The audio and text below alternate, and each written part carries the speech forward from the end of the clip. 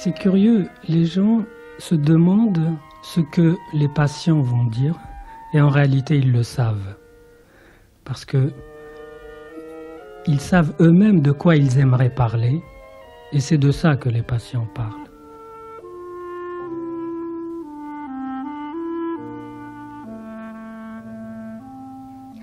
Une vie, une œuvre, Freud, 1856-1939, par Cécile Amcy.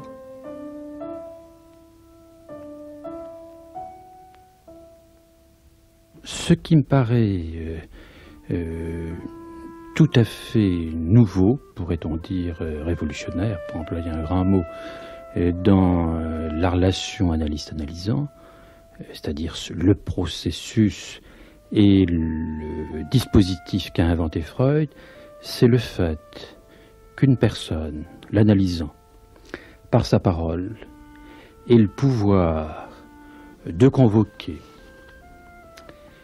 aux places et aux lieux et au temps où il en a besoin, une autre, l'analyste, qui se laisse, par la parole de l'analysant, selon une expression même de Freud qu'on trouve dans la technique psychanalytique, se déplacer d'une position psychique à une autre, suivant les besoins du patient.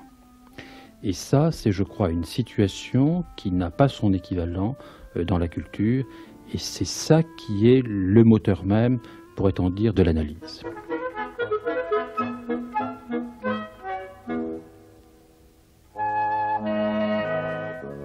Et ce qui m'impressionne toujours, c'est à quel point les gens, simples ou hyper sophistiqués, cultivés ou pas, enfin, sont de plein pied avec la chose psychanalytique, avec l'inconscient.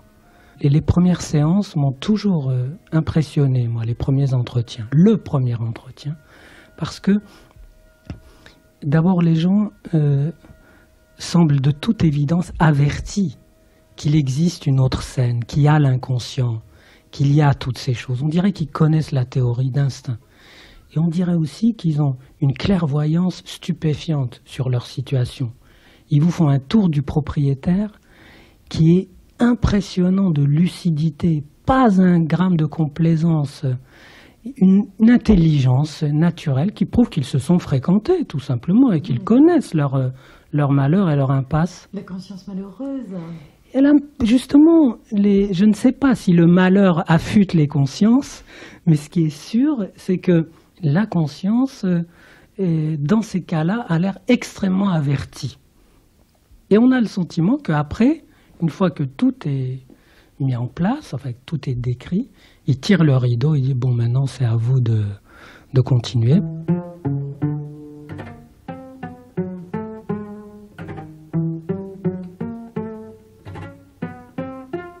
Freud définissait ainsi la psychanalyse qu'il a fondée. Premièrement, procéder par l'investigation de processus psychiques à peu près inaccessibles autrement. Deuxièmement, méthode fondée sur cette investigation pour le traitement des désordres névrotiques. Troisièmement, série de conceptions psychologiques acquises par ce moyen et qui s'accroissent ensemble pour former progressivement une nouvelle discipline scientifique.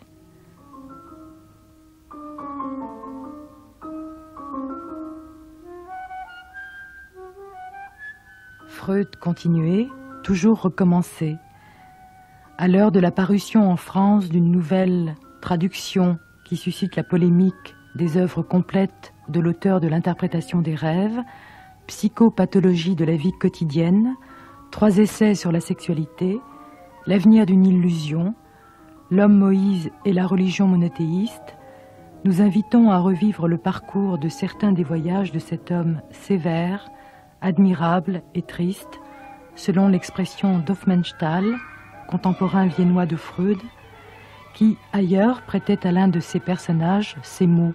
« Je veux dire que la langue dans laquelle il me serait donné peut-être non seulement d'écrire mais de penser, n'est ni le latin, ni l'anglais, ni l'espagnol, ni l'italien, mais une langue dont pas un mot ne m'est connu, une langue que me parlent les choses muettes. »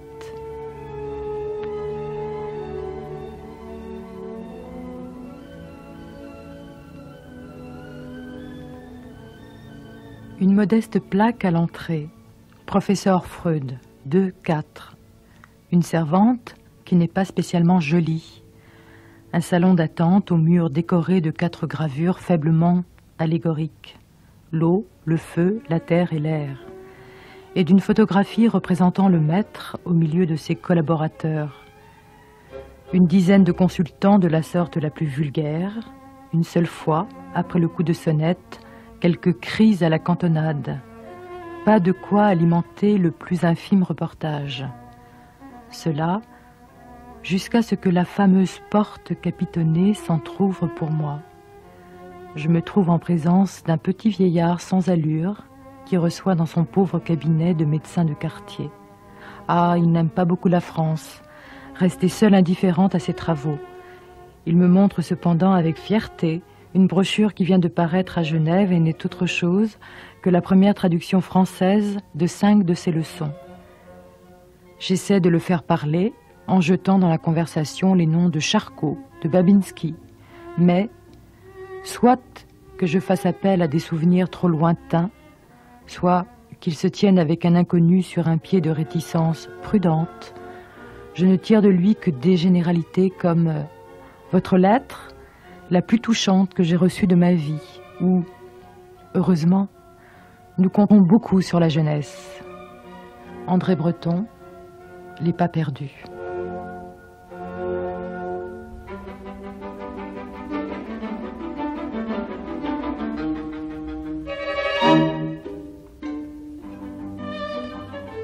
Enivrement, magie, charme seront toujours les attributs obligés du rapport de Freud à l'Italie. Alors Freud va en Italie avant la rédaction de l'interprétation des rêves, il y va un certain nombre de fois. Il y va d'abord en tant qu'étudiant, il va à Trieste, il sera étudiant à Trieste.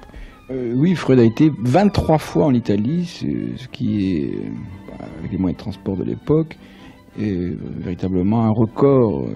Peu de gens, sans doute, vont si souvent dans le même endroit. Freud a été en Italie dans les années 1890 à 1905, plus de 13 fois. Gérard et Antonietta Haddad. Il s'y est rendu à 3 reprises. J'ai été frappé par ce rapport littéralement amoureux que Freud entretient avec l'Italie. Alors il y a des lettres que Freud envoie à Fliss. Oh, oui, en particulier la lettre 52, je crois, où il communique à Fliss sa difficulté de se mettre au travail, les difficultés donc qu'il rencontre à poursuivre son travail, et il dit c'est l'Italie qu'il me faut pour pouvoir, disons, surmonter cet obstacle. Et il le dit à plusieurs reprises d'ailleurs, dans d'autres lettres. Corrigeons, c'est la lettre 67. Oui, je suis atteint de torpeur intellectuelle et n'ai pu arriver ici à calmer l'agitation de mes pensées et de mes sentiments. Pour ce faire, c'est l'Italie qu'il me faut. Alors c'est un rapport passionnel à l'Italie. Mais à quoi de l'Italie? À l'art italien, au paysage italien? On peut presque dire qu'à partir du moment où Freud renonce à la cocaïne, l'Italie a fonctionné véritablement comme une drogue chez Freud. Et une drogue qu'il utilise, et c'est la cause de ses multiples voyages, comme remontant dans cette lettre 67, où il parle de son abattement, qui va être suivi dans la lettre 68, écrite 4 jours après. Et entre-temps, il décide justement de faire un nouveau voyage en Italie. Et immédiatement, cette dépression qu'il traverse se dissipe, et Freud repart au travail avec l'énergie qu'on lui connaît. On peut voir dans ce rapport à l'Italie, qui est un rapport complexe, n'est-ce pas, 2 aspects principaux que l'on peut par la suite détailler. Le premier, c'est, dirons-nous, un rapport physique. Si l'on fait la condensation du nom de sa mère, Amalia, et du nom de sa femme, Martha, si on condense ces 2 mots, ça ferait un mot étrange, qui serait le mot Amartalia, soit en ajoutant un petit i au milieu, amare l'Italia, aimer l'Italie. Dans le rapport qu'il avait avec ces 2 femmes essentielles dans sa vie, curieusement, les signifiants, les noms de ces 2 femmes, mis bout à bout ou mis l'un en même temps que l'autre, donnent amour de l'Italie. Vous savez que Freud comparait souvent les paysages au corps féminin. Et on le voit dans ses lettres, au moment où il découvre la psychanalyse, ces descriptions amoureuses des paysages italiens, en particulier les paysages du lac de Garde. Il aimait beaucoup le lac de Garde, ou le lac Majeur également. Tous les paysages autour de la Vénétie sont des paysages qui lui étaient très, très chers. Il y a donc d'une part cette découverte sensuelle. Freud, rappelons-le, premier voyage, il va en Italie, à Trieste, pour étudier les testicules des anguilles. Donc une sexualité véritablement déshumaine, non humaine, réduite à une dimension purement biologique. C'est donc dans ce rapport à l'Italie d'emblée, c'est la question de la sexualité qui est posée. Je crois que par la suite, lui-même en a fait état dans l'analyse bien connue et magistrale qu'il donne de la Gradiva de Janssen, où le héros, au fond, est une espèce de doublure de Freud, un archéologue qui s'éprend du pied sculpté dans un plâtre ou dans une sculpture pompéenne, et qui progressivement découvre que sa voisine, qu'il aimait d'amour tendre dans son enfance, avait la même démarche et les mêmes pieds que cette statue de pierre.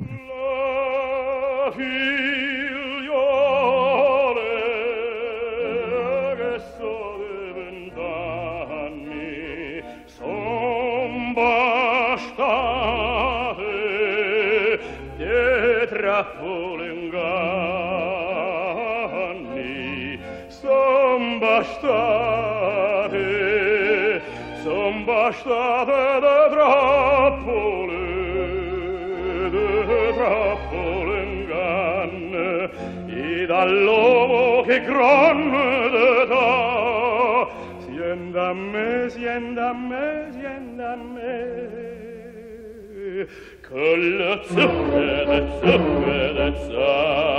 lo caruso le fanno raspa, che le zuccherezza. Extrait de la Gradiva de Janssen. Ce que la science professait, c'était une vision archéologique de la vie, et ce qu'elle parlait, c'était une langue morte à l'usage des philologues. Elle ne permettait pas de saisir avec l'âme, le sentiment, le cœur, peu importe le nom. Mais celui qui aspirait à cette compréhension-là devait seul être vivant dans le silence embrasé de midi, demeurer ici parmi les débris du passé, pour ne plus voir avec les yeux du corps, pour ne plus entendre avec les oreilles charnelles. Alors, les morts se réveillaient et Pompéi recommençait à vivre.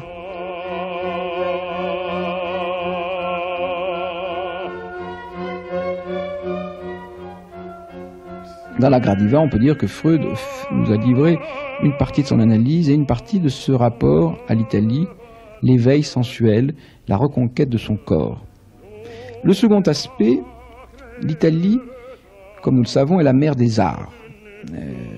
L'Italie hérite de l'art hellénique, et il se trouve que, curieusement, le peuple juif était démuni de cette dimension-là, même au niveau de son lexique.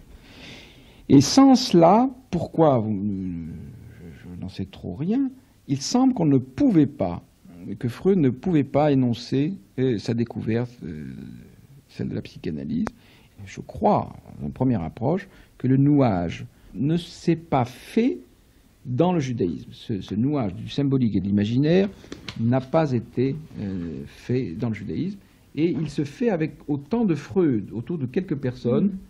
Je parlais de Freud, j'ai parlé d'Eliezer Ben Yehuda, et aujourd'hui, dans le XXe siècle, il y a, je crois, pour la première fois dans l'histoire du peuple juif, un art juif, avec d'énormes peintres, artistes importants, comme Soutine, Chagall, Modigliani et quelques autres. Oui, alors c'est ce que disait Freud dans l'interprétation des rêves. Le rêve présente des relations logiques comme simultanées, exactement comme le peintre qui réunit en une école d'Athènes ou en un Parnasse. Sur les tableaux de Raphaël. Oui. Tous les philosophes ou tous les poètes, alors qu'ils ne se sont jamais trouvés ensemble dans ces conditions.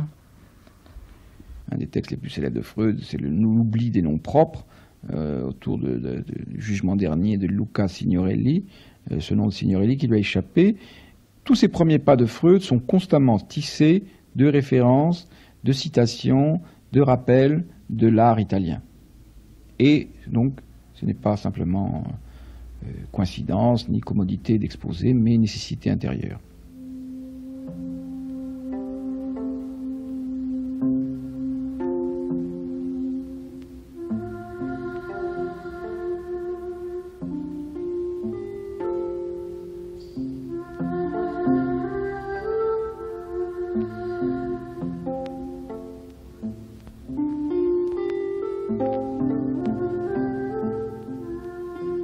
On sait l'amour de Freud pour l'Italie et l'importance de l'Italie dans sa vie et ses rêves, et aussi l'importance de Rome où il finira par aller.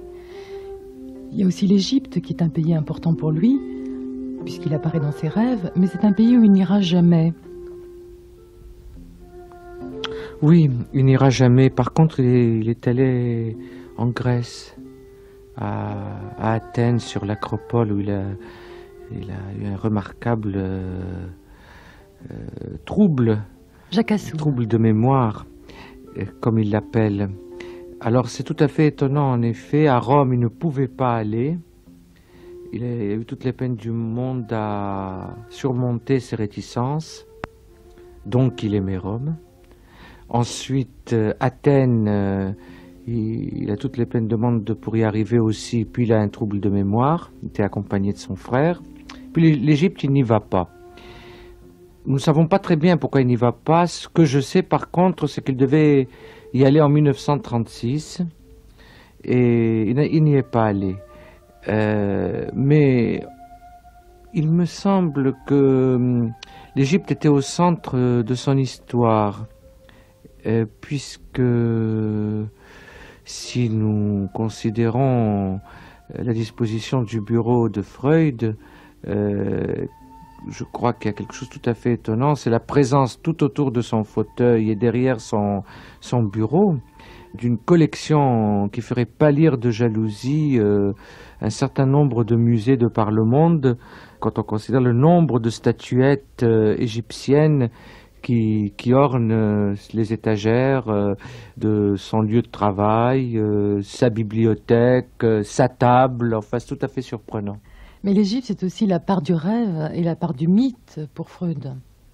Quand il est enfant, il rêve que sa mère est tenue entre les bras de 2 ou 3 personnages à tête d'oiseau.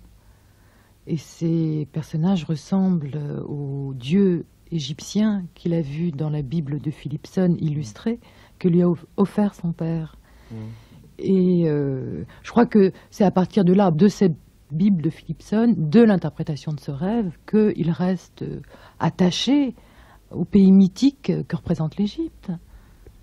Oui, quand on considère surtout que Freud écrit, d'ailleurs dans la Traum de Tung, que le rêveur occupe à la fois toutes les places dans le rêve et tous les personnages du rêve. Donc il serait à la fois Horus, puisque probablement ce dieu au visage d'oiseau, c'est vraisemblablement le dieu Horus, c'est peut-être Philippson lui-même, auteur du livre, c'est le père et c'est lui-même. Donc c'est tout à fait intéressant comment par un jeu subtil d'identification, on peut reprendre les 4 éléments qui ont toujours préoccupé Freud, c'est-à-dire le père, la mère, l'enfant et la mort. Et quand on considère que dans la religion des anciens Égyptiens, quand on considère que la mort occupe une place tout à fait première et que tout est centré sur la mort et l'au-delà, il me semble que Freud rejoignait là peut-être, non pas dans ce rêve, mais dans l'écriture de ce rêve et son interprétation, rejoignait ce qu'il allait écrire plus tard.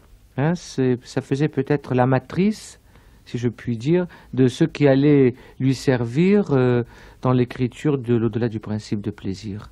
Bon, c'est ce premier point. Le deuxième point, c'est combien le terme de passage chez Freud est important. Et l'Égypte, pour le petit Freud, vraisemblablement était un lieu de passage par excellence. Le petit Freud, c'est-à-dire le petit lecteur de la Bible de Philippson. Et enfin, l'Égypte devait lui fournir les éléments qui l'ont toujours préoccupé, en tout cas plusieurs années qui ont toujours préoccupé Freud, c'est-à-dire comment peut-on passer d'un dieu ou d'une figuration dont les sens se rendent compte, c'est-à-dire bon, une figure, une image, une statue, etc., à de l'abstraction ou à du symbolique. Bon. Or, il se trouve qu'en Égypte, il y avait un certain Akhenaton qui devait jouer un rôle tout à fait central pendant 30 ans dans la vie de Freud. Voilà, je crois que l'Égypte, c'est peut-être le point, ou plutôt l'espace dont il n'a pas parlé, il n'a pas beaucoup parlé, mais qu'on peut retrouver en filigrane tout au long de son histoire jusqu'à la dernière version du Moïse.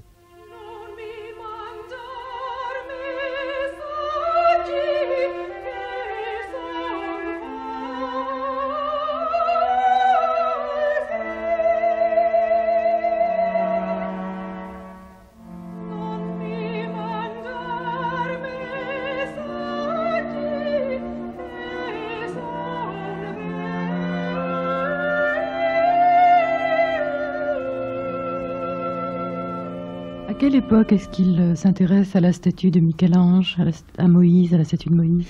Il y a dans le rapport italien une sorte de descente dans les profondeurs de son inconscient, au cours de laquelle il découvre son rapport incestueux à sa mère. Dans cette descente, il y a un point de butée qui le fait remonter. Et ce point de butée, c'est la statue, c'est la figure de Moïse, qui en quelque sorte, à Rome même, vient comme défendre ce qui, dans la mer, est interdit à jamais. Vous avez très belle formule. Alors, curieuse fonction remplie par ce Moïse. La psychanalyse se constitue, nous semble-t-il, au moment où Freud parvient à nouer à sa manière les trois catégories, celle du symbolique, du langage et de la lettre, l'imaginaire du corps et le réel de la clinique. Nous avons soutenu ailleurs que Freud a pris le maniement du symbolique à travers son héritage hébraïque. Bon, ce travail, cet article dont vous avez écrit, nous permet d'avancer que l'Italie lui permit de déployer l'espace imaginaire et sensuel. Moïse, dès lors chef-d'œuvre de l'art italien et personnage central de la culture juive, devient le point de concours de ces deux dimensions, en même temps que point de clôture énigmatique de l'œuvre. Et vous terminez par cette superbe formule. Il faudrait que la vérité soit belle, il faut que Sem, le fils de Noé, habite dans la tente de Japhet. Il faudrait que la vérité soit belle. Et les talmudistes disaient ainsi, il faut que Sem, le fils de Noé, Sem, qui est le symbole du peuple juif, habite dans la tente de Japhet. Japhet qui serait l'ancêtre des Grecs, qui voudrait dire en hébreu les Hellènes, n'est-ce pas, et qui en même temps signifie beau. Japhet, c'est la beauté. L'idéal talmudiste, c'était d'arriver à faire habiter la vérité dans la beauté. C'était au fond ça, l'idéal ultime de l'humanité, d'arriver à concilier ces deux dimensions de toute culture, d'une part la vérité et d'autre part la beauté. Alors, peut-être que Freud, nous savons à quel point Freud était attaché à la beauté formelle de son écriture, qui a valu un prix littéraire, n'est-ce pas? Le prix Goethe. Le prix Goethe, oui. Je me demande si l'Italie n'a pas représenté pour Freud la tente de Japhet dont parle le Talmud. Et pour découvrir la psychanalyse, n'a-t-il pas éprouvé le besoin d'habiter la tente de Japhet, c'est-à-dire de se rendre et d'habiter l'Italie?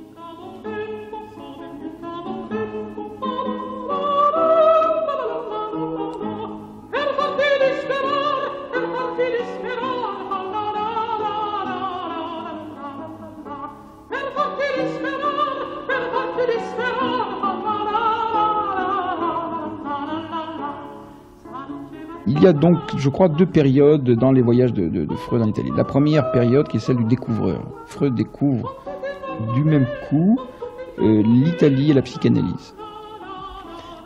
Par la suite, à partir de 1905, et après avoir rédigé ce texte de la Gradiva, Freud va continuer à aller en Italie assez fréquemment, toujours, Et donc l'analyse de ce rapport n'a pas épuisé son amour de l'Italie.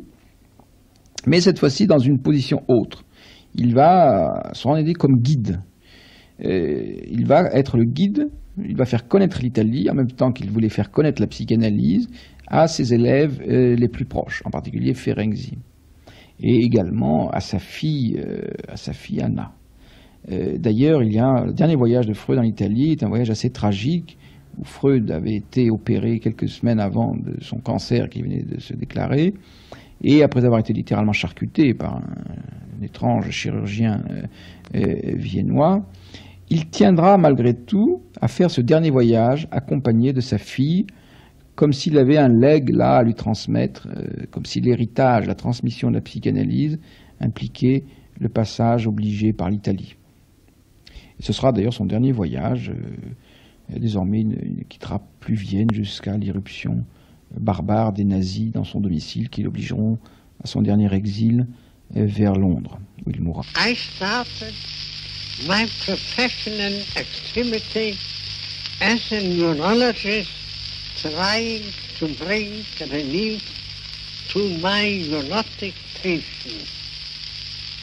Under the influence of an older friend and by my own efforts, I discovered some important new facts about the unconscious in psychic life, the role of instinctual urges, and so on.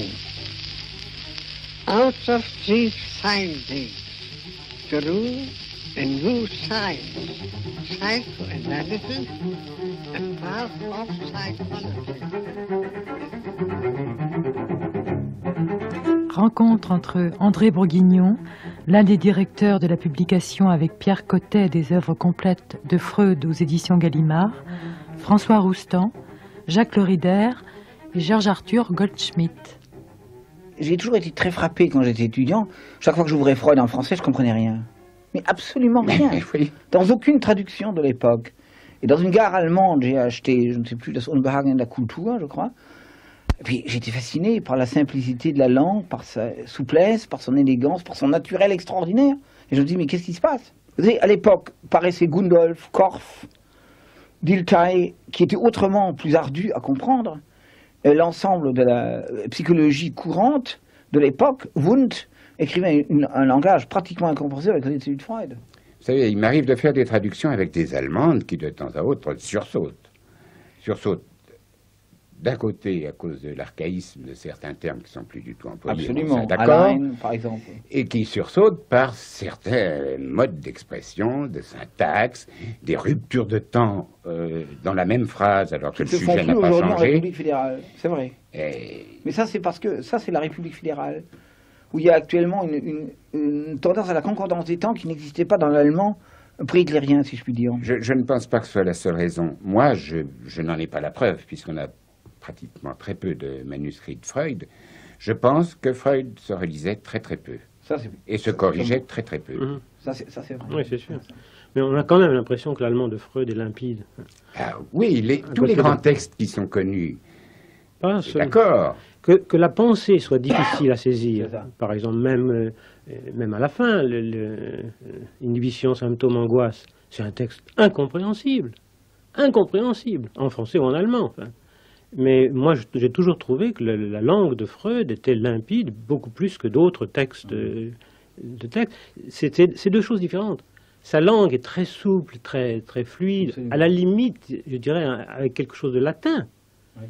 Alors que la compréhension même, parce qu'il utilise des concepts très, très difficiles, et puis surtout aussi qu'il touche des zones humaines qui sont tout à fait peu appréhendables par le langage, d'une certaine façon.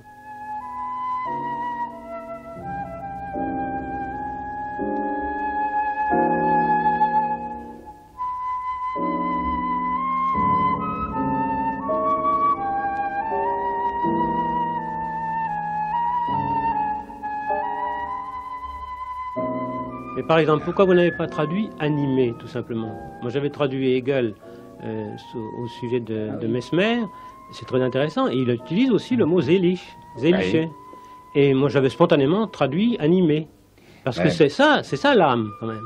Le traduire Freud, d'ailleurs, est dans son idée, dans son intention irréprochable et même exemplaire. Il tire la leçon un peu de tout ce qui a changé dans la pensée des traducteurs depuis une génération. On n'en est plus, en effet, à l'âge des belles infidèles qui importaient la philosophie allemande au prix de certaines déformations et d'enjolivures qui aujourd'hui paraissent ridicules.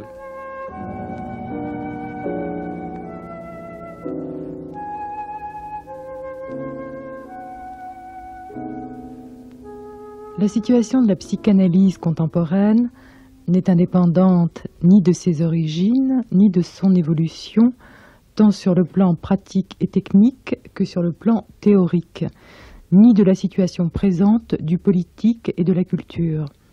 En outre, le statut même de la psychanalyse, discipline hybride, sans mêler, selon une formule dont Freud se sert pour le fantasme, rend impossible une délimitation stricte de son champ. Elle est au carrefour de la psychiatrie, de la sorcellerie et de la poésie. Vous pensez que Freud aurait pu être l'auteur d'une phrase telle que celle-là? La psychanalyse est au carrefour de la psychiatrie, de la sorcellerie et de la poésie. Je le dis dans des termes que n'aurait pas utilisé Freud, mais je crois être là fidèle encore, je ne le suis pas toujours, à la façon dont Freud a bricolé la théorisation psychanalytique. Freud n'était pas psychiatre, Freud était un neurologue, c'est-à-dire un scientifique. Jacques Sédat. Qui s'est intéressé au cerveau. Et il a fait une neurologie imaginaire pour commencer à penser l'appareil psychique, qui n'a rien à voir donc avec la neurologie, ni avec ce qu'on appellerait aujourd'hui les neurosciences. D'autre part, il a dit explicitement que dans un institut de psychanalyse, il faudrait enseigner la psychologie, l'histoire des religions, l'ethnologie, la littérature. Donc Freud se situait bien dans une impossibilité de délimiter la psychanalyse comme un champ théorique pur. Je crois que le champ de l'analyse, c'est un champ extrêmement délimité, c'est pas la totalité du sujet ni de l'individu, mais c'est la façon dont un sujet peut élaborer psychiquement la réalité extérieure. Donc c'est extrêmement restreint, à mon avis. Mais c'est parce que c'est un champ restreint que l'analyse a pour ambition, par là même, de pouvoir modifier l'investissement du rapport qu'on a à toutes les réalités culturelles. Autrement dit, je suis de ces analystes qui ne proposent pas aux gens d'entrer en religion psychanalytique ou qui n'ouvrent pas à une nouvelle vision du monde. Il y en a suffisamment comme ça. Et les événements politiques récents montrent à quel point ce qui a pu paraître tout à fait révolutionnaire à un moment, 20 ans après, peut paraître tout à fait totalitaire. L'analyse, et c'est peut-être sa prétention dans sa modestie même, est la seule discipline dans le champ de l'anthropologie qui permet d'évaluer la façon dont on se fait des idoles, des réalités culturelles. L'analyse est un espace de parole. Si c'est un espace de parole, c'est que ce n'est pas un espace de discours. C'est un espace de parole dans la mesure où ce qui est privilégié par l'analyse, ce sont les associations libres de quelqu'un, c'est-à-dire ce qui peut lui venir tout d'un coup sans qu'il ait pu le préparer, sans l'organiser, sans en faire la toilette initiale avant de s'allonger sur le divan. Ce qui peut se transmettre, c'est l'expérience analytique, ce n'est pas un discours psychanalytique. Et cette expérience, c'est justement une expérience de déconstruction de la façon dont chacun d'entre nous a organisé sa vision du monde, à partir même si on suit fidèlement Freud, de la façon dont il a élaboré l'image de son corps. Et Freud a cette formule qui mérite d'être rappelée: une théorie, c'est la façon dont on entend retarder le retour de ce que nous redoutons. La théorie est donc frileuse, peureuse en quelque sorte. Et donc il y a dans toute théorie et dans toute élaboration du monde qu'on peut avoir une dimension défensive qui nous empêche de regarder une certaine partie de la réalité.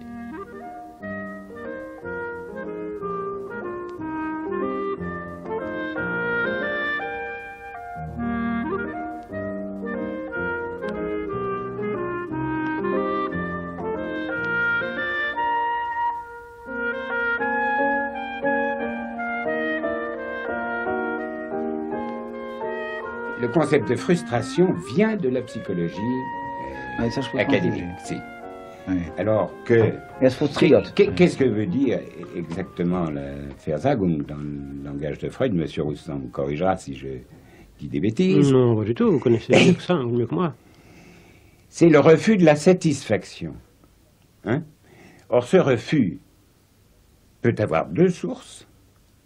Ou bien l'objet, par rapport au sujet, ou bien c'est le sujet lui-même qui va se refuser la satisfaction.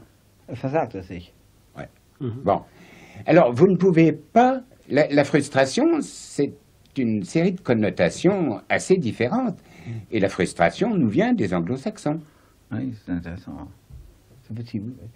Donc, si vous voulez, tout notre souci a été de remonter vers le sens que Freud donnait aux mots qu'il employait, non pas au niveau simplement intratextuel, mais au niveau intertextuel, tout au long de l'œuvre. Oui, puisque ça sort de la langue. Versagen reste dans la langue. Mais oui, c'est totalement dans l'allemand. C'est ça le grand génie de Freud. C'est que tout le monde, instantanément, sur un quai de gare, comprend ce que ça veut dire. Mais oui, mais je le sais bien, je suis d'accord avec vous, mais ça ne marche pas avec le français. Une des grosses difficultés que vous vous êtes donnée à vous-même, mais qui pour moi est très précieuse, c'est que vous avez voulu autant que possible traduire le même mot allemand par le même mot français. Alors ça, j'ai étudié un tout petit peu le style de Freud. Si on ne fait pas ça dans la traduction, on ne peut plus rien comprendre. Et surtout, on ne peut plus rien comprendre à la rhétorique freudienne. Parce que je crois que c'est une des manières de prouver de Freud. Très subtilement, il répète le même mot en lui infligeant des sens différents au long de son texte, et à la fin, il croit, lui, que la preuve est donnée, mais c'est simplement des effets rhétoriques. Et ça, vous avez réussi ça, et Laplanche, déjà, dans ses traductions antérieures, avait réussi ça magnifiquement. Ouais. Alors, son concept de moi, eh bien, entre 1895 et 1939, eh ben, il a dérivé sur le plan sémantique. Eh bien, si on ne peut percevoir la dérive sémantique que si on conserve toujours le même mot. Bon, mais on pourrait en prendre des tas d'autres. L'angoisse, par exemple. Angst. Bon.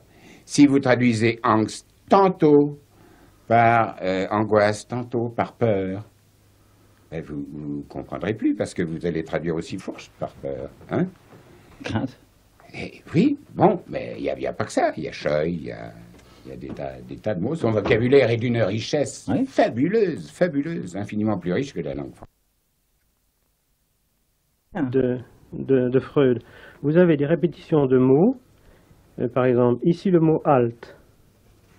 Vous avez à la fin le mot halt.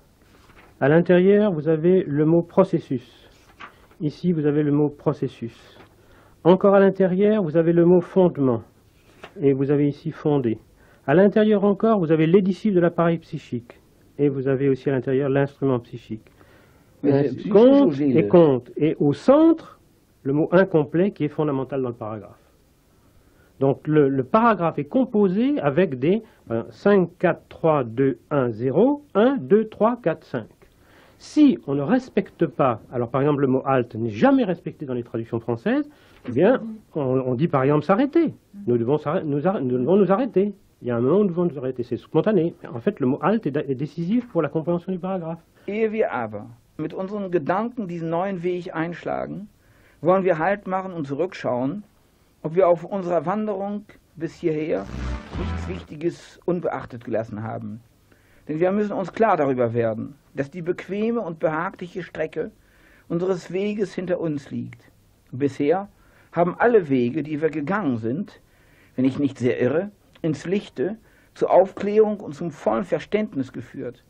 Von dem Moment an, da wir in die seelischen Vorgänge beim Träumen tiefer eindringen wollen. Mais avant d'emprunter avec nos pensées ce nouveau chemin, nous devons faire halte et nous retourner pour voir si, au cours de notre excursion, nous n'avons jusqu'ici été inattentifs à rien d'important.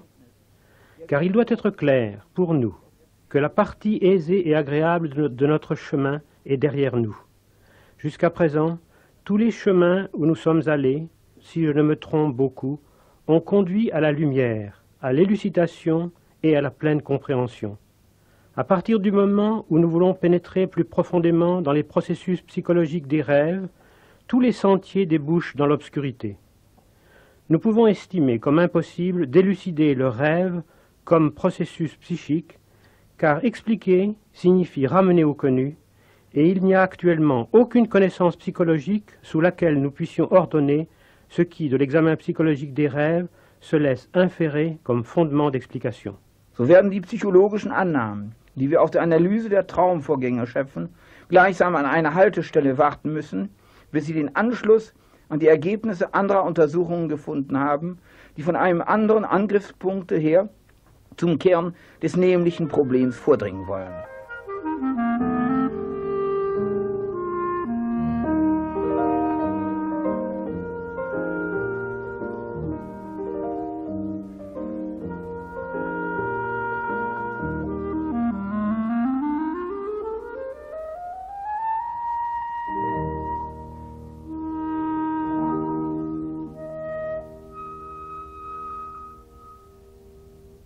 Freud était en fait beaucoup plus un théoricien qu'un praticien. Enfin, il avait plus d'amour pour la théorie qu'un véritable goût pour la pratique, puisqu'il disait que ça l'ennuyait quand même un petit peu. Freud a fait quelques confidences dans les années 20, effectivement, sur le moindre intérêt qu'il avait pour la pratique que pour la théorie, pour plusieurs raisons. D'abord parce que c'est extrêmement fatigant de supporter dans le transfert d'être investi comme telle ou telle personne pour l'autre. Et je crois qu'il a eu une certaine lassitude de cette position et qu'en même temps, il est vrai que c'était quelqu'un qui était passionné par la recherche. Lorsqu'il définit la psychanalyse comme une science, il veut dire non pas qu'elle est du registre scientifique, mais qu'elle est faite, qu'il la constitue sur le modèle de la science, c'est-à-dire qu'elle est ouverte constamment à des révisions, à la différence d'un système philosophique qui doit nécessairement se clôturer, quitte à ce qu'on passe à un autre système. Donc, sa passion de la recherche a fait que constamment, il a évolué, changé de position, et que, effectivement, on peut dire que ses patients étaient en quelque sorte devenus un peu des objets de recherche pour lui, dans la mesure où ils étaient ceux qui alimentaient ses découvertes et qui lui permettaient de prolonger sa théorisation.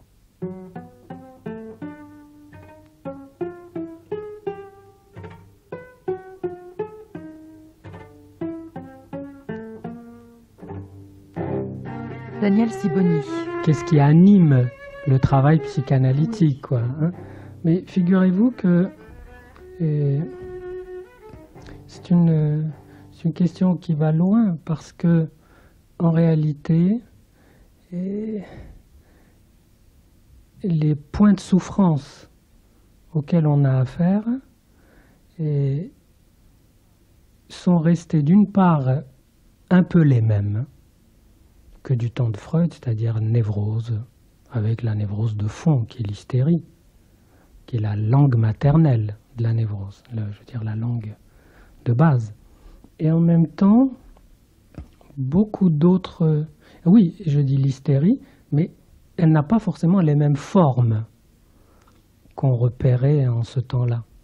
Mais le symptôme hystérique essentiel, moi j'ai fait une recherche pour reformuler un peu les choses. J'appelle ça l'entre-deux femmes, c'est-à-dire le fait que pour une femme, elle soit coincée dans le fantasme selon lequel il y a une autre femme qui a confisqué tout le féminin pour elle, qui se l'est gardé et qui n'a plus rien laissé, quoi. Alors il faudrait, en quelque sorte, une femme est toujours à la recherche de cette autre femme qui lui a appris à voler sa peau, voler sa féminité, voler son objet. C'est curieux, d'ailleurs, comme formulation, parce qu'elle ne cherche pas le pénis, elle ne court pas après le pénis. À la rigueur, elle courrait après une femme qui a pris le pénis dans sa poche et qui est partie avec. Ce qu'il y a, c'est que, à mon avis, la pathologie il y a eu une sorte de glissement de terrain vers des pathologies de type phobique, la peur, et un peu que j'appelle les nouvelles perversions. Ce que j'appelle les nouvelles perversions sont des formations, des points de souffrance à caractère un peu fétichiste, si vous voulez, ou toxico, ou anorexique, bref, des formations qui, en quelque sorte, s'accrochent à un acte qui serait l'acte décisif. Par exemple, pour un phobique, l'acte, ça serait la rencontre avec son objet phobique. Vous voyez, un phobique du chien, sa rencontre avec le chien, c'est comme pour un croyant la rencontre avec Dieu. Et vous faites un pas de plus, ça donne le fétichisme, ça donne ensuite tout l'horizon des psychoses, des autismes. Si vous voulez, on peut mettre un terme au-dessus de tout ça, ce serait des pathologies narcissiques, c'est-à-dire les pathologies de l'identité.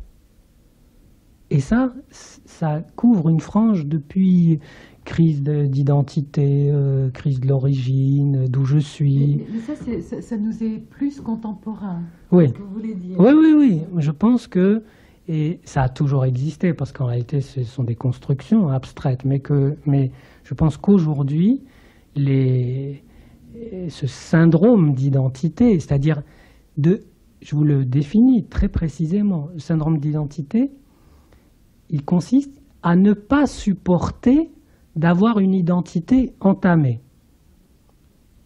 Et donc à vouloir une identité totale, quitte à remplir les manques avec de la drogue, avec un rituel, avec un passage à l'acte, avec une adhésion à une secte ou à une institution, vous voyez, ou à une idéologie. Bref, une difficulté de supporter que notre identité soit coupée, fragmentée, partagée. Or, à un niveau de maturité suffisant, l'homme non seulement supporte que son identité soit morcelée, partagée, mais il prend appui sur ce morcellement.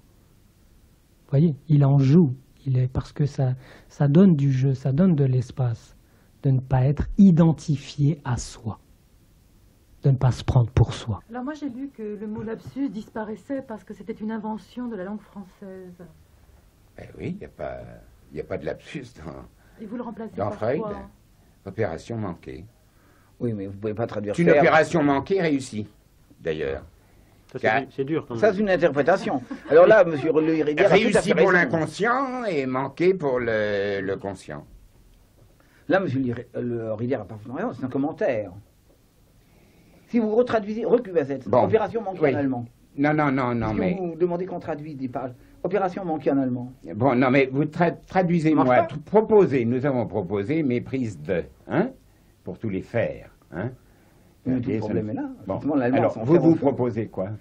Je n'ai pas, pour l'instant, d'ailleurs, mon objet n'est pas de traduire Freud, mon objet est de retrouver Freud aussi rigolo en français qu'il est en allemand. On est arrivé à un âge où effectivement la multiplication des traductions est une urgence et je crois qu'il faut l'appeler. N'est-ce pas, nous en sommes exactement au même point que dans le domaine kafkaïen. Voilà. Le mot DZ, par exemple, vous parliez d'actif et de passif tout à l'heure. Le mot DZ à la place de détresse. Moi, je trouve ça intéressant parce qu'on a vraiment l'impression de sentir ce que c'est que l'actif et le passif dans l'allemand. Mais vous pouvez peut-être en parler mieux que moi. Elle a proposé une traduction pour Il Flossigkeit. Non, mais elle a bien je crois qu'elle dit qu'elle a bien senti que C'est là, justement, il y a des néologistes, des néologismes qui peuvent passer. Il n'y en a pas beaucoup. Non, il n'y a pas, mais, il n'y en a pas beaucoup. Non, mais par exemple celui-là, on le sent en français. Ben, oui, d'autant que... Refusement, d'autant que moins, vous savez d'où il évident. vient. Vous savez d'où il vient, ce néologisme? Des aides. Bon, au Moyen-Âge, on parlait d'un cavalier désaidier, c'est-à-dire un cavalier qui avait perdu ses aides. Qu'est-ce que c'est que les aides d'un cavalier? C'est la selle, c'est les étriers, c'est les... Remarquez, au Moyen-Âge, on parlait aussi du désarroi dans ce sens-là. Mais oui. C'était exactement la même chose. Alors Voilà. pourquoi aller justifier des aides alors que désarroi, même si vous remontez au chevalier médiéval, a le même sens? Bon, eh bien, je vais vous dire pourquoi. C'est parce que la Hilflosigkeit, pour Freud, elle est fondamentale. À quel niveau? Au niveau de la relation de la mère au nouveau-né et au nourrisson. Or, la mère, qu'est-ce qu'elle apporte? Elle apporte avant tout de l'aide. Et c'est ça le point central. C'est à partir de là qu'il faut partir si on veut traduire la Hilflosigkeit. Mais aide est une action et Losigkeit est un état. Quand j'ai vu des aides, j'ai pas compris à quoi ça correspond en allemand. Oui, alors quand on traduit Vergänglichkeit par passagèreté pour rendre justement la notion d'état, alors souvent nous disons en état de désaide.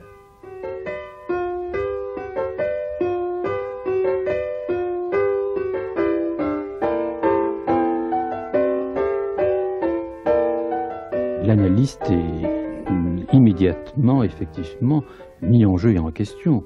D'abord au niveau, je dirais, d'une sorte de suspension de son savoir, puisque ce qui compte, c'est de pouvoir être apte à entendre l'histoire d'un autre, l'histoire qu'il refera, revivra et réécrira avec nous.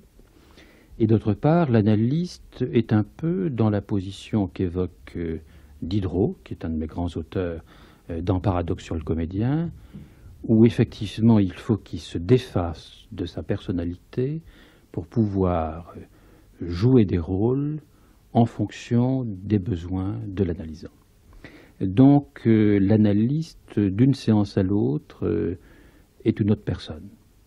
Et je crois qu'un des meilleurs traités de technique psychanalytique serait effectivement que les analystes, je crois qu'ils lisent peu et qu'ils ont peu fait le rapprochement, mais qu'ils se penchent sur le paradoxe sur le comédien de Diderot. Dans le paradoxe sur le comédien, il y a une formule très belle de Mademoiselle Clairon, qui était une des grandes actrices du XVIIIe, qui dit « Quel grand art de cesser d'être soi ». Et c'est une tâche difficile. C'est même une formulation idéale. C'est une formulation asymptotiquement idéale, c'est-à-dire qu'effectivement, on n'y arrive pas tout le temps, mais que je crois qu'une des grandes découvertes de Freud, un des tournants, on pourrait dire, une des coupures qu'il y a dans sa pensée, c'est lorsqu'en 1910 ou 1912, je ne sais plus exactement immédiatement, à l'occasion d'un congrès qui était un congrès à Nuremberg, me semble-t-il, il prend conscience qu'il y a une rupture radicale, une différenciation radicale entre les pensées de l'analyste et les pensées de l'analysant.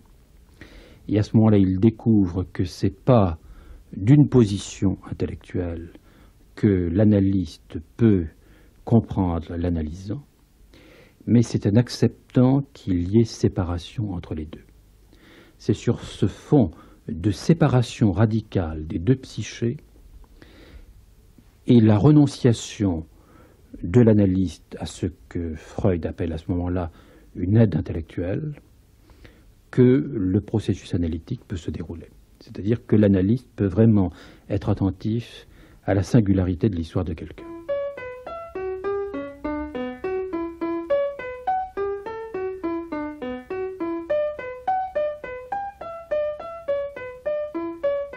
Pour moi, une cure, elle est aboutie lorsqu'il vous arrive des événements. Vous voyez ? Bon ou mauvais, on espère, bon, mais mauvais, ça s'intègre aussi. Vous voyez, l'important, c'est de pouvoir être tel qu'il vous arrive des choses. Le pire, c'est s'il vous arrive rien. Ça, c'est un traumatisme sans fin, vous comprenez? Donc pour moi, et à travers l'événement, je me rends sensible et je rends d'autres sensibles à ce que j'appelle les transmissions d'inconscient. L'inconscient se transmet à travers les événements. Et comme je m'y implique, j'y implique les autres. L'inconscient, dès qu'on l'attrape, il est déjà ailleurs. C'est sa propriété. C'est comme le furet. Si vous voulez. Voilà. Ou c'est comme, pour moi, c'est un peu comme le divin. Le traumatisme, si vous voulez, c'est l'événement absolu pour la personne. C'est l'événement vide.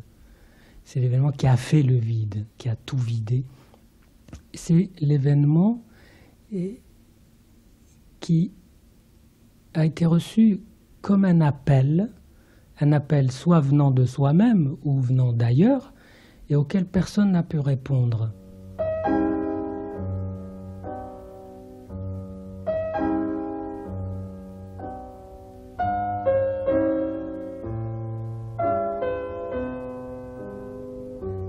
Tout se noue dans les premiers instants d'une rencontre. Le 25 avril 1909, notre première entrevue, l'ensoleillement de ma vie. J'avais ressenti à vos côtés un peu de la clarté du Seigneur, un véritable transfert d'amour, divin, évidemment. J'étais plein de vous en revenant, après vous avoir vu et parlé.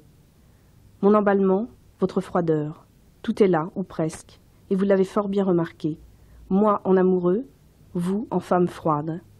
Mais il y avait encore un autre enjeu, votre curiosité. Vous étiez intrigué de cette rencontre entre la psychanalyse et le protestantisme.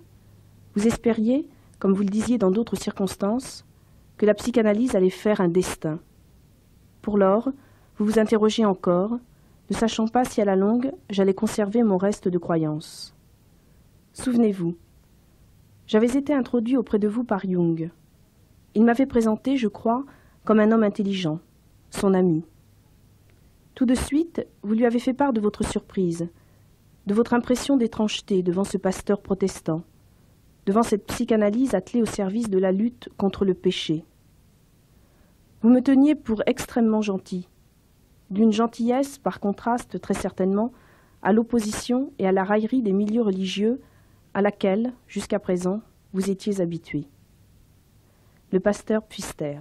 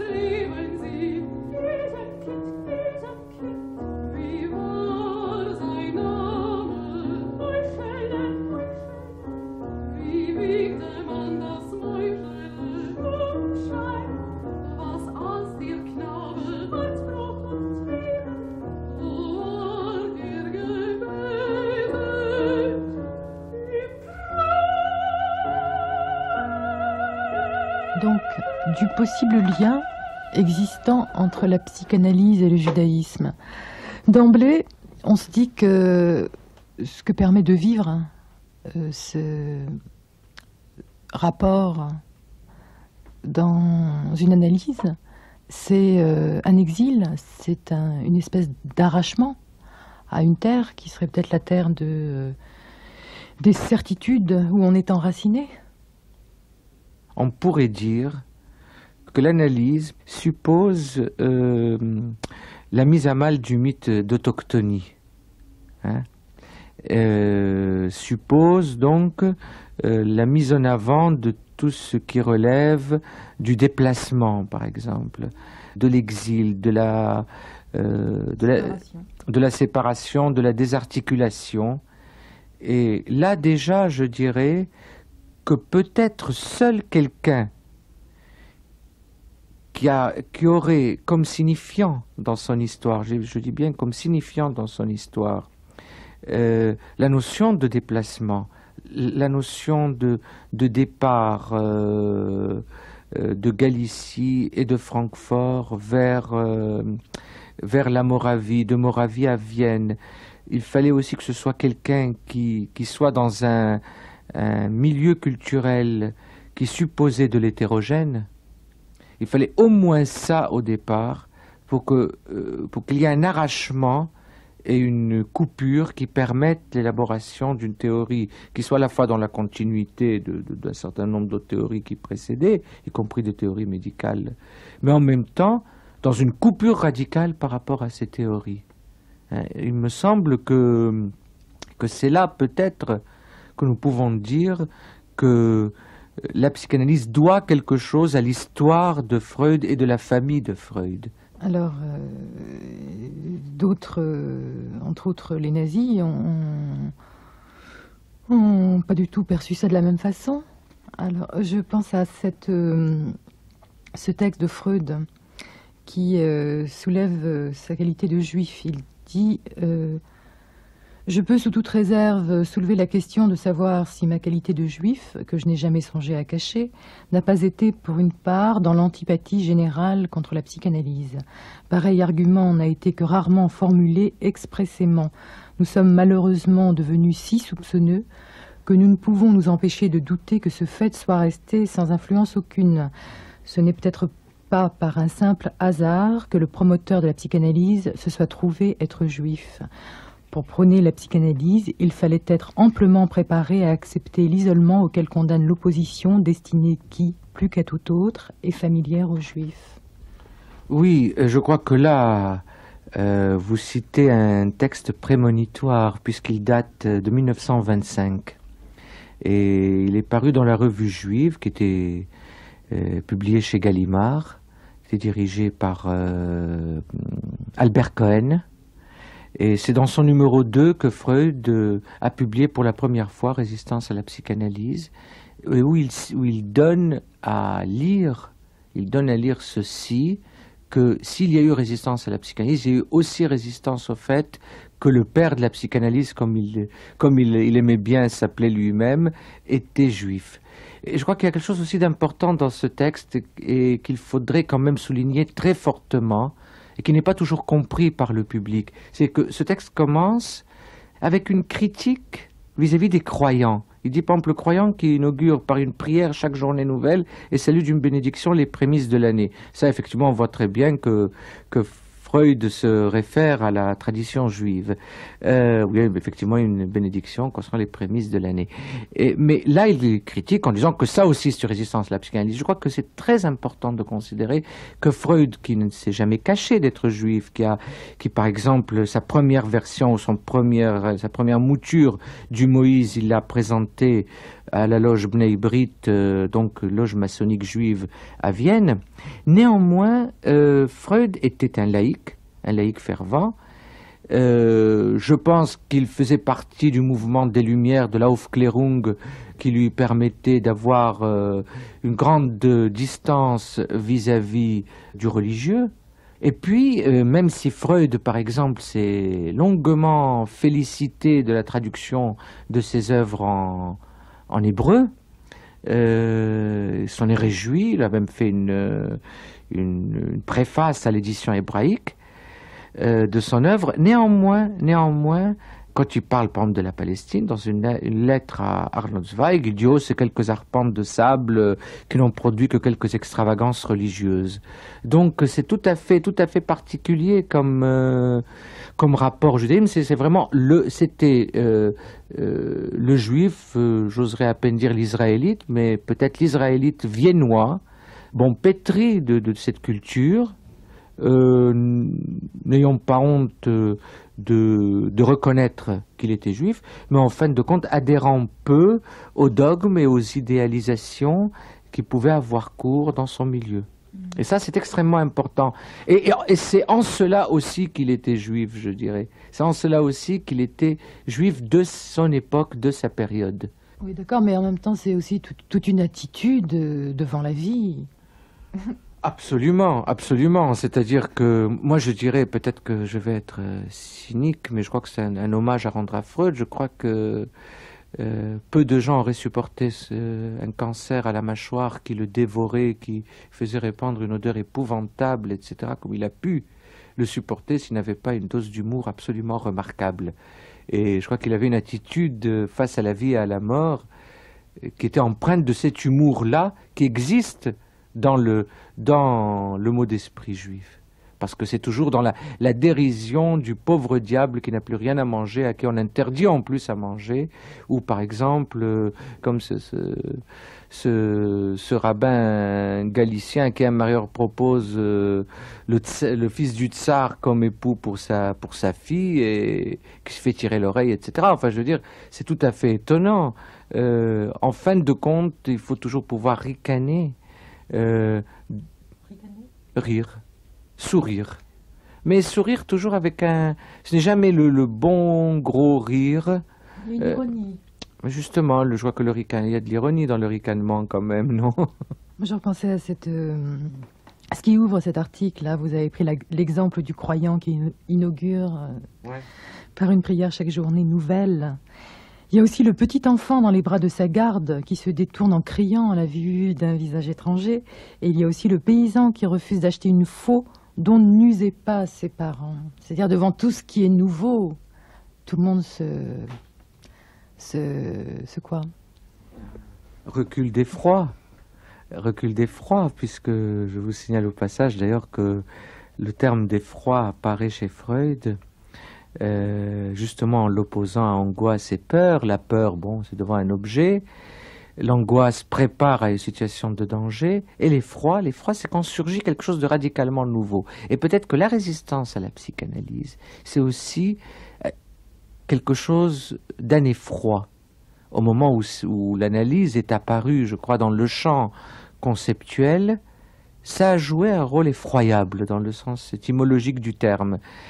Et puis, somme toute, ce dont le croyant a peur, c'est que on ne sait pas trop quoi. Je ne sais pas si c'est la Terre qui tourne à l'envers ou que tout à coup l'année ne connaisse pas de nouvelles récoltes, de la même manière qu'on peut imaginer que le paysan trouverait effroyable l'apparition d'une machine nouvelle ou l'enfant qui s'il n'est pas préparé, il n'y a pas quelque chose dans son histoire de bébé, de nourrisson, quelque chose qui a pu le préparer à rencontrer le visage étranger, peut en effet se replier complètement sur le trop connu, c'est-à-dire quelque chose qui devient à la longue abominable. Non pas effroyable, mais abominable. Le trop connu, c'est l'abominable.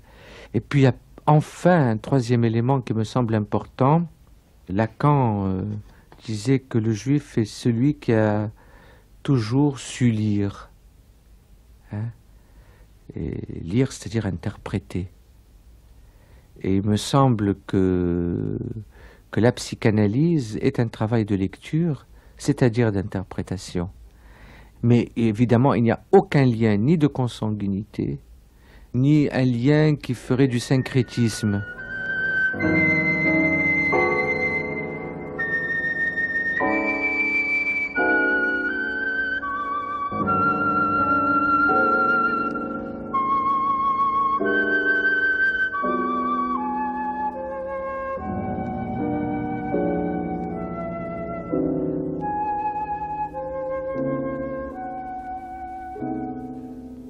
Ce qui a primé pour nous, c'est la dimension œuvre de pensée, beaucoup plus que œuvre littéraire. Disons que ça a pour avantage de faire bouger les habitudes de conceptualisation. Oui. Ça, c'est une chose très importante. Mais alors, pourquoi, par exemple, moi, ce que j'aimerais savoir, c'est pourquoi il y a ces changements. Pourquoi Wunsch? Oui, alors là, c'est un problème de sens. De sens. Alors, exactement. Et si on parlait autour de ça, fantaisie, traduction en français, première traduction fantasme, ça devient fantaisie, ce qui est intéressant. Donc Wunsch, désir, ça devient souhait. Zwang, comment est-ce qu'on dit, neurose? Zwangsneurose. Neurose. Névrose de contrainte. Devient névrose de contrainte. Bon, alors, sur Zwang, le concept de contrainte est un concept fondamental chez Freud. C'est un concept qui, entre autres, régit la vie psychique, mais qui n'est pas du tout spécifique de ce que la nosographie française appelle névrose obsessionnelle. Parce qu'il y a des névroses obsessionnelles sans obsession, mais il y a toujours la contrainte. Et vous retrouvez la contrainte dans l'hystérie, dans les perversions, dans tous les processus, y compris les processus normaux de la vie mentale. Donc il fallait à tout prix maintenir le concept de contrainte, qui est qui est très très éloigné du concept d'obsession. D'ailleurs, Freud emploie aussi obsession quand il le veut. Donc ça, c'était fondamental. Le Wunsch. Bon, petite parenthèse. On a traduit Lacan en allemand, hein? Lacan pour qui le désir a une telle importance. Savez-vous comment les Allemands ont traduit le désir de Lacan? Ils l'ont pas traduit par Wunsch, ils l'ont traduit par Begierde. Évidemment, ils ont parfaitement Ouais, bon, très bien. Ben, je vous remercie, Monsieur Goldschmidt. Bien sûr. Et je vais vous dire pourquoi nous avons traduit Wunsch par souhait. Parce que Mais là, je suis d'accord aussi. dans le texte de Freud, le Wunsch est relatif à un scénario dont on souhaite la réalisation, hein, et non pas relatif à une personne qu'on désire. Vous comprenez la nuance? C'est-à-dire que les anciens traducteurs ont complètement aplati la pensée de Freud. Il s'agissait de lui redonner son originalité, sa force percutante, hein? Et c'est pour ça qu'on est revenu à souhait. Bon, nous avons restauré des mots français en leur redonnant un sens ancien. Par exemple, le succès, nous employons le mot succès dans son double sens de succès heureux et de succès malheureux, qui était ce double sens utilisé jusqu'à la fin du XVIIIe siècle, hein? Bon, et c'est le sens qu'on trouve dans Erfolg. Donc on l'emploie comme ça. Bien. Et la fantaisie, c'est Lagache, le premier, qui a proposé qu'on traduise fantasy par fantaisie. Il fallait un mot qui rende compte à la fois de l'imagination et du résultat de l'imagination. Oui. C'est ça qu'il nous fallait. Oui, oui. Or, il n'y a que la fantaisie qui nous a donné ça. Oui, mais vous coupez Freud de toute la tradition au niveau des images. Non, je voudrais faire une remarque générale. Dites, oui. Votre traduction bénéficie de toutes les discussions qui ont eu lieu autour du texte de Freud pendant. Et vous avez une connaissance de la littérature sur cette question qui est extraordinaire. Mais supposons qu'aujourd'hui, on redécouvre en psychanalyse l'importance des images, et non pas seulement des signifiants. Qu'il y ait tout un courant psychanalytique qui développe justement simplement l'importance des images, l'utilisation de l'imagination. Vous serez obligé à ce moment-là de réintroduire non pas le mot fantasy, mais peut-être le mot image, tout simplement. Parce que le fantasme, c'est pas autre chose qu'une image. Le mot image, on l'utilise pour Bildt.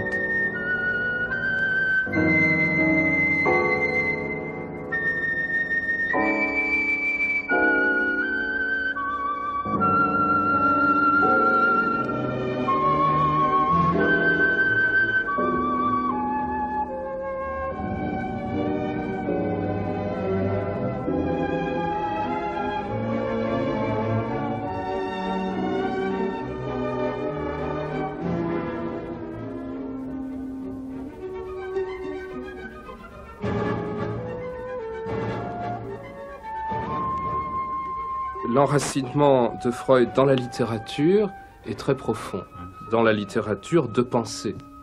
Et par le choix d'une langue, je dirais, un peu désincarnée et entièrement tournée vers un travail constructiviste de conceptualisation, vous avez donné au lecteur français l'image d'un Freud très cérébralisé et entièrement coupé de cette spontanéité et de cette tradition littéraire allemande. Cérébralisé quand il s'agit de l'homme au loup.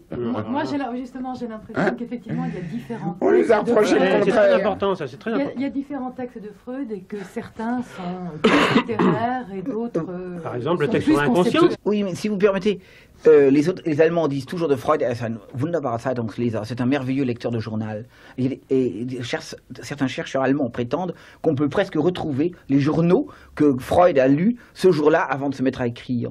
Il y a une constante évolution du vocabulaire, une vie quotidienne. Non, il y a continuité du vocabulaire avec discontinuité sémantique. C'est pas pareil. Il emploie toujours le même vocabulaire.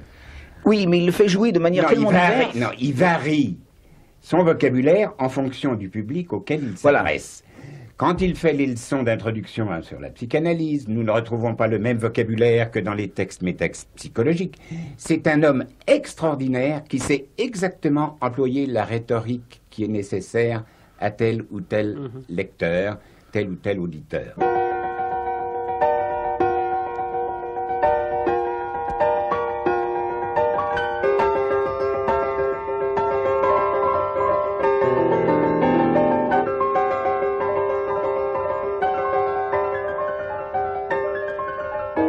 fait de l'évolution même de la société, la pathologie qu'on peut rencontrer s'est profondément modifiée. Principalement aujourd'hui, nous avons affaire à des gens qui sont hystérisés. On peut dire même d'une certaine façon que la psychanalyse, par certains côtés, est un processus d'hystérisation de quelqu'un, c'est-à-dire de mobiliser toutes ces représentations et de pouvoir le rendre apte au changement, ce qui est d'une certaine façon une définition de l'hystérique. Donc, entrer en analyse, c'est entrer dans un processus d'hystérisation. Mais il n'empêche que aujourd'hui, nous avons affaire très souvent à des gens qui viennent à l'analyse pour davantage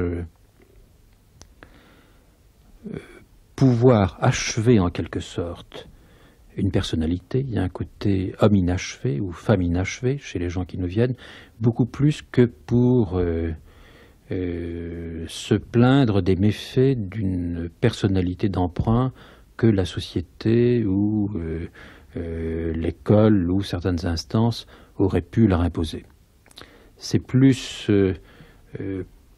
une plainte de l'inachèvement que la plainte d'un produit fini trop factice, comme cela pouvait être au temps de Freud.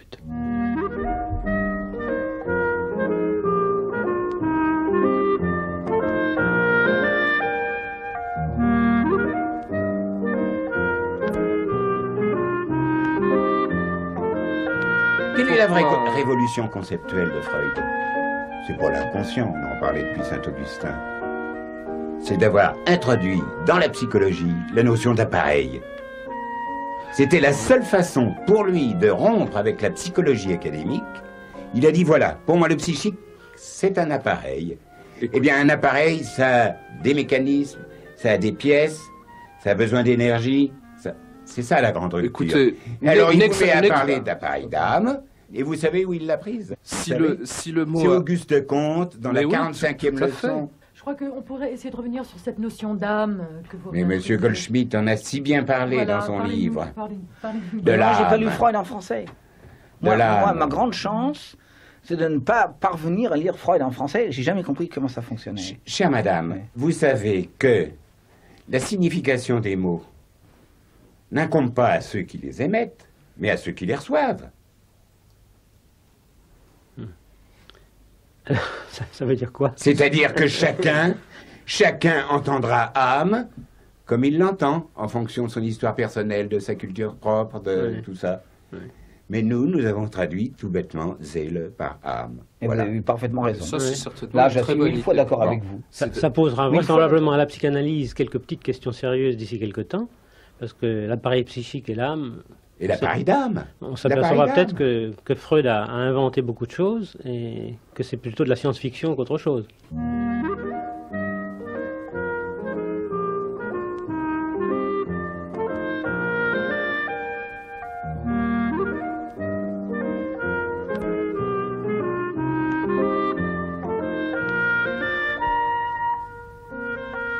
Une vie, une œuvre, Freud, 1856-1939, par Cécile Amcy, avec Daniel Siboni, Jacques Seda, Jacques Assoun, Gérard et Antonietta Haddad, Georges Arthur Goldschmidt, Jacques Lerider, André Bourguignon, directeur de la publication avec Pierre Cotet et Jean Laplanche pour la terminologie de la nouvelle traduction des œuvres complètes de Freud aux éditions Gallimard, et François Roustan.